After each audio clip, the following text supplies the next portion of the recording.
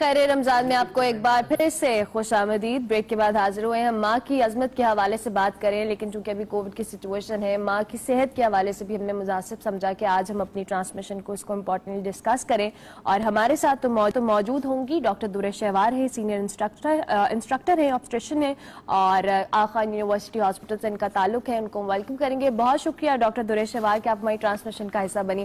چونکہ مدرس ڈے بھی ہے، میں جاننا چاہوں گی آپ مدرس ڈے پہ اپنی مدر کے لیے کیا میسج دیں گی آغاز میں؟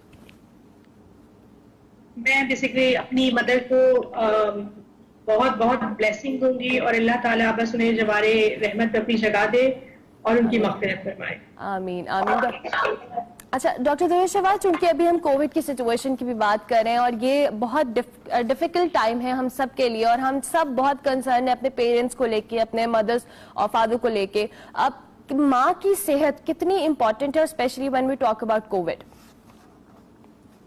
کووڈ جیسے کہ ہم سب لوگوں کو یہ بات پتا ہے کہ یہ بہت مشکل ٹائم پیریڈ ہے پوری دنیا کے لیے، تمام لوگوں کے لیے، اور پریگننسی کے بارے میں بیسیکلی یہ سمجھنا بہت ضروری ہے کہ یہ کمپرومائز اسٹیٹ ہے۔ سادے لفظوں میں اس کا مطلب یہ ہے کہ پریگننسی میں خواتین کی قوت مدافعت بہت کم ہو جاتی ہے، اور وہ انفیکشن سے لڑنے کی صلاحیت بیسیکلی کم ہو جاتی ہے۔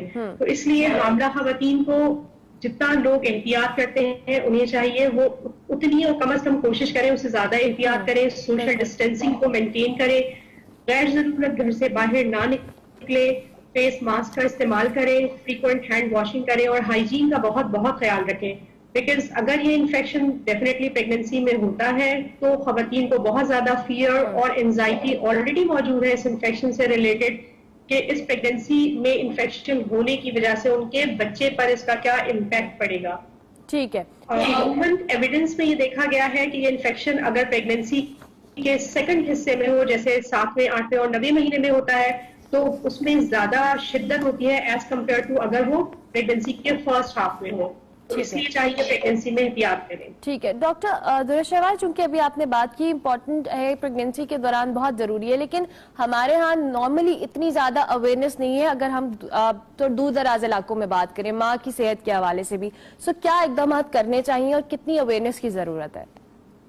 دیکھیے اس میں اگر دیکھا جائے، جیسے کہ سب لوگوں کو معلوم ہے ٹریٹمنٹ اویلیبل نہیں ہے، تو اویئرنیس کا سب سے پہلا حصہ یہ ہے کہ ہم کس طرح سے لوگوں کے اندر اس بات کی اویئرنیس پیدا کر سکتے ہیں کہ احتیاط احتیاط اور احتیاط، جس میں پبلک سروس میسیجز میرے حساب سے بہت امپورٹنٹ رول پلے کرتے ہیں۔ ڈفرینٹ میسیجز کے تھرو لوگوں کو، کیونکہ اب تو اس طرح سے کہ کم از کم فون یا موبائل سروسز ریموٹ ایریاز میں بھی موجود ہیں، تو ہم پبلک سروس میسیجز اردو میں بیسیکلی ٹرانسلیٹ کروا کے وہاں تک پہنچا سکتے ہیں کہ حاملہ خواتین کس طریقے سے احتیاط کر سکتے ہیں۔ ٹھیک ہو گیا۔